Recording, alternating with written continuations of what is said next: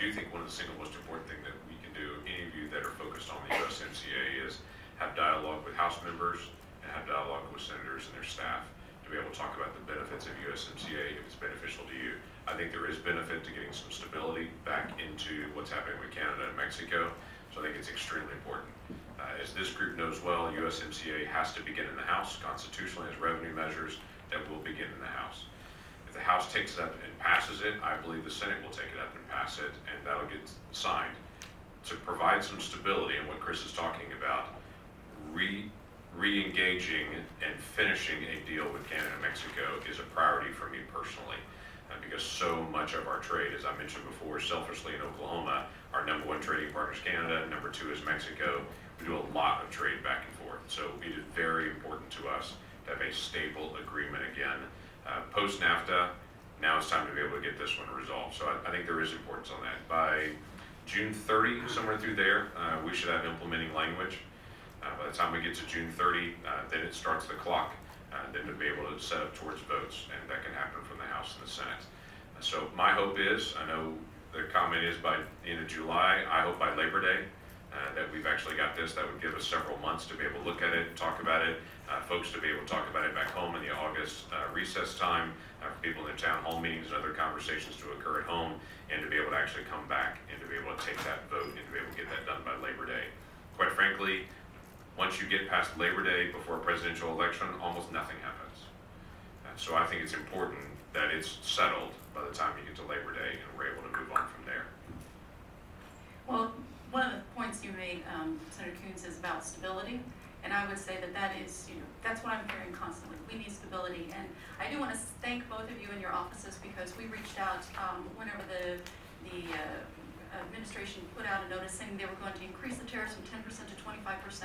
And initially they had said, if you get it exported before May the 10th, then it's going to be grandfathered in at 10%. They put out a notice, U.S. Customs put out a notice, traders started acting on that because they grandfathered it in. 24 hours later, less than 24 hours later, they changed it and said, no, it also has to be here by June the 1st. And that caused so much consternation. I had one client individually that had 364 shipments that actually had left before May the 10th, but weren't going to arrive. The last one coming in on June the 23rd. So that was just one company. But I know that you all were very active in reaching out to the administration. We thank you for that. We got that date moved from June 1st to June the 15th. That date's coming up. I know folks would like to see it pushed out. But if nothing else, it did give at least some relief. So I do want to thank you both for that.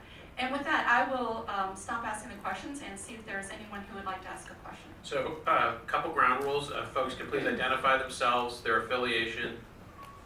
Try to keep your question in the form of a question. And we'll try to do, Nicole's, maybe take 3 and then bring it back to the senators.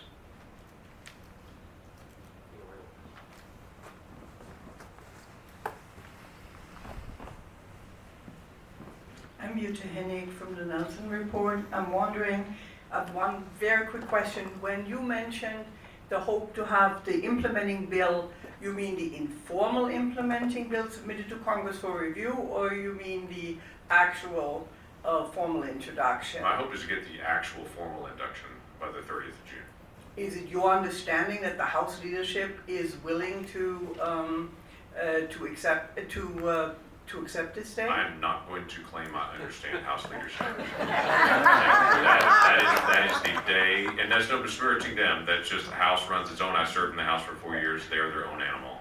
That is the day that it is possible, and I'm hoping that's the day that it's also probable. Okay, quick question also. What do you see legislatively? And please, do you expect the finance bill coming out to be a revamp of the 232 or tackling IEPA? And how realistic is that, since we've heard deafening silence from McConnell's office saying at this point the conference is too divided to do anything, blah, blah, blah, blah, blah. So there's a lot of behind-the-scenes conversation in the Senate right now to try to determine where do we have synergy. There's obviously 2 different perspectives on how to be able to resolve this. It is, on our side of the aisle, it's affectionately called the Portman option or the Toomey option. And so there's a lot of back and forth. The hope is to be able to have a hearing, try to be able to resolve this in a hearing, and to be able to find out we've got synergy to actually get it done. But this is still moving. But you're right, we're unresolved, and McConnell's not gonna move on something until we resolve it. But it is a 232 bill It is a revamp, 232 bill. as you expected, not IEPA. Well, we'll see what it ends up with. Obviously, IEPA is a new element. We've been working on 232 longer and having more conversations on that. Let's get these two. Yes, hello. My name is Ed Keenan with a firm called the Observatory Group. I know there's been a lot of attention about Mexico and China, but I'd like to raise another trade issue which may come down the pike later this year, which deals with the auto tariff situation. I'd like to hear both of you explain how imports of some of these, whether it's BMWs or Mercedes, are a threat to national security. And also, do you really expect the president to actually impose tariffs on autos or auto parts based on what he has said publicly? They aren't. It's ridiculous. I'm concerned. How do we ever know?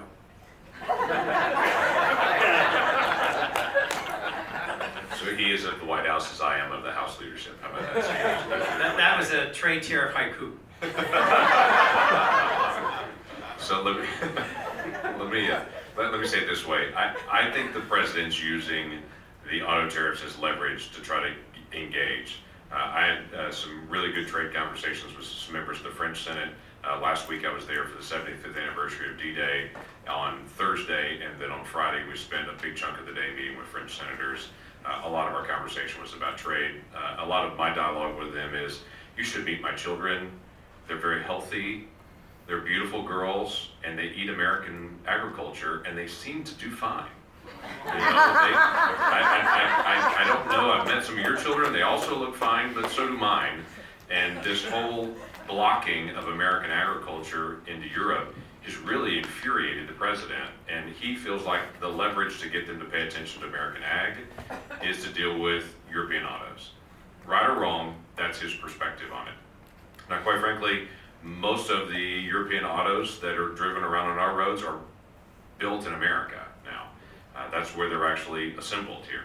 And so at some point, we got to be able to figure that out. Here's my two concerns on it. If we have a trade battle with Europe over automobiles, that doesn't go well, because Europe's even slower than we are in making decisions, and that's saying something. And so that doesn't go well for us long term, so I'd like to see us avoid that. The second part of it is, I don't know, and no one really knows with the USMCA agreement, how much that changes our supply chain in North America on auto parts and our exports of autos out of the United States. Since we export auto parts and autos out of the United States now with all of our manufacturing in North America, no one really knows how that really changes, because we're significantly changing the amount of car parts that have to be there, where they're producing, and have a minimum wage in Mexico as a part of that. So that's something that everyone in theory says is going to work. No one really knows until it actually goes into place. So that's the other aspect that I think we have to watch for long term. Let's go, oh, you've got the mic. Yes. Hi, thank you, Senators.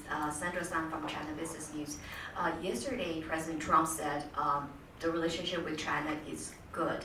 So I wonder the two senators can use one or two words to describe the current U.S. and China relations.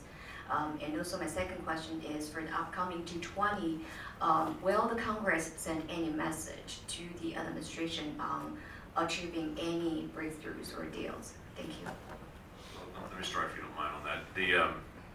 I would say the relationship with China right now is frank, and that's not a bad place to be. Let's not hedge on what we thought our deal was and where we are. Let's make it frank and clear, and so we can actually get a result. I think there is some urgency on both sides to be able to get a result. We're watching the Chinese economy and how this is affecting them, as well as the United States economy. So I would hope that both are coming to the table saying, let's actually get this resolved and resolve our differences. I just met with the Chinese ambassador last week, and he was very clear with me that President Trump and President Xi like each other, and they speak to each other as friends. Now, they have differences of agreement, but he made the statement they actually have a very good relationship, and this is from the Chinese ambassador saying it. So I'll take them both, what the president said and what the Chinese ambassador said, at their word on that. But they've got to actually get this resolved. The message that we have sent as a conference, as a Republican conference, to the White House and to Lighthizer is, what you must do quickly. Get it resolved.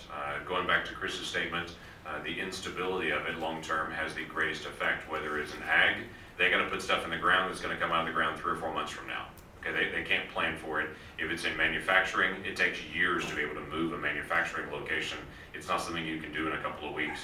So all these things need a long tail on them. So whatever's gonna be resolved, let's get it resolved, as many things we can resolve as quickly as we can. Complex and strained.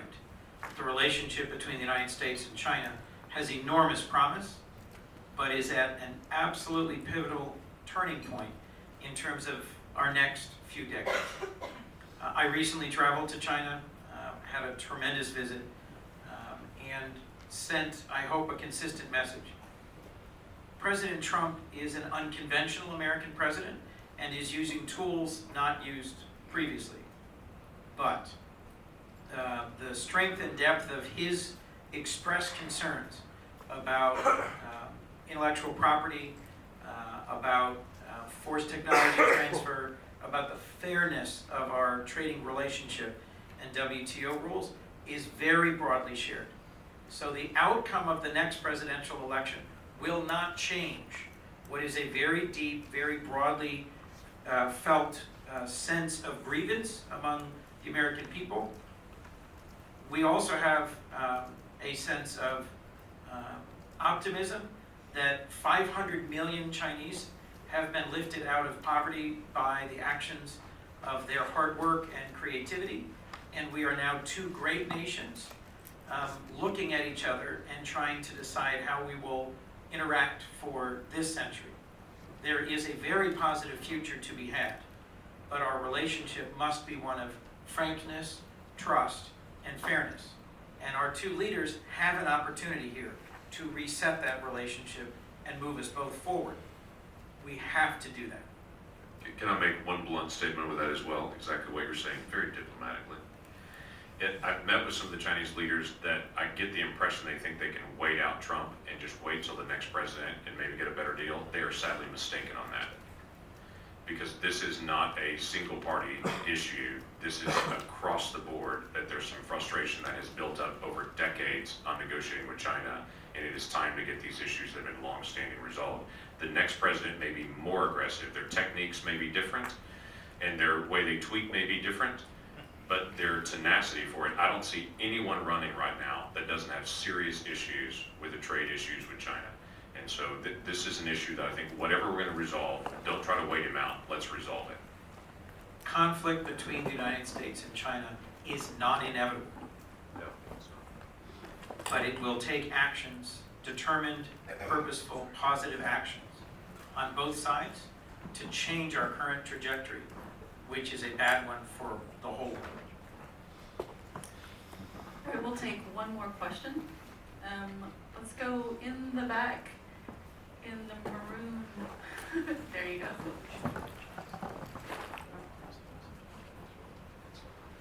Marilee, International Trade Today. This is for Senator Lankford. For a while, Senator Grassley was talking about we're going to get a Grassley bill on 232 in 3 weeks, and 3 weeks, and 3 weeks. He stopped saying that, but I just wondered, is it the difference between the approval and the disapproval that's hanging up getting a compromise through? And are you concerned that this is taking so long that there will be an Auto 232 action before you can get this passed, and then it'll be too late? I'm always concerned that there could at any moment be an Auto 232 action. It could be by 10:05 today. I have no idea. So I'm aware of that. I don't know that we feel like we're running against a clock. I think it's trying to find where do we have the most amount of synergy to actually move on something. There is a real sense within the Republican conference, and I'm confident within the Democratic conference as well, that we need to address this issue about 232 and national security, and what does that mean, and what's the engagement of Congress. It's the right method to be able to do that, and we're trying to be able to work with the White House, because at the end of the day, they have to sign it as well. This would be a unique moment for any president of either party to release executive power. That doesn't happen. Executives don't give up executive power, but that's them signing a statute saying, I will turn over executive power in this area, especially one that he has used so thoroughly for a season, is not an easy lift. So whatever we're going to do, let's work out as many things as we can among us and among the White House so that we actually have success at the end, not just a messaging bill. So yeah, it's going to take longer than 3 weeks to be able to work that out, but it is a unique moment if we get it done.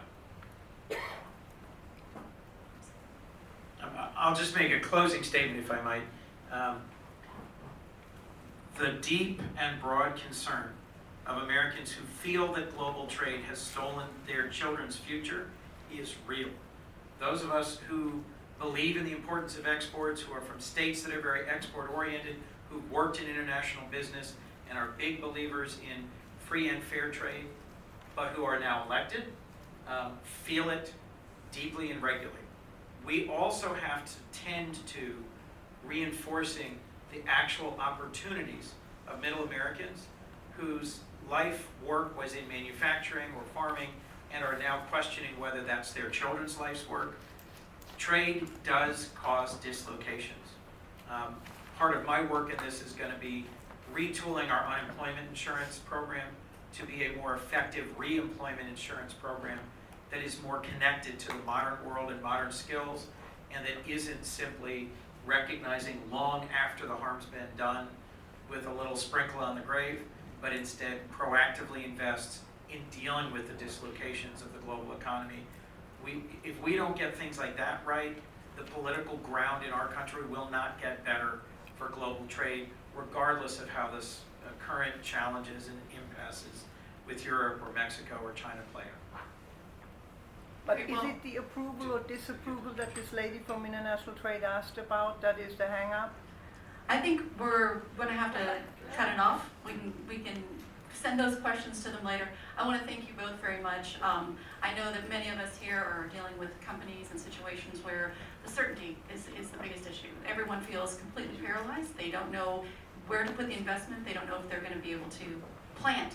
You know, I don't even know if I'm going to be able to plant my crops. So it goes from the manufacturer to the, you know, if I'm going to put in 5 spring styles in my new dresses. You know, it all reverberates through there. The one thing I think is from my own personal perspective here, and I'm hopefully speaking for some others, is when you're looking at not only the 232, but don't forget about the 301, don't forget about IEPA, and then I'm going to say something here, and please don't repeat this, but the IRS 891 is something that I'm starting to worry about, and whether or not he would invoke that, simply because of comments that were made about U.S. companies. So. Lots to follow up on there. Thank you to the senators. Thank you, Nicole. Big round of applause. You are an inspiration for us in Rito. We are, as an organization, left, right, and center. We're labor unions, and we're the Chamber of Commerce, and we're businesses, and we're farmers, and we're academics, and we're trade professionals across the economy and this city. And it's really refreshing to hear the two of you talk and try to find common ground to help us move the country forward. So thank you very much for joining us. We are not going to have a formal break, everybody. We're going to move right into the next panel. Let them stand, have mercy.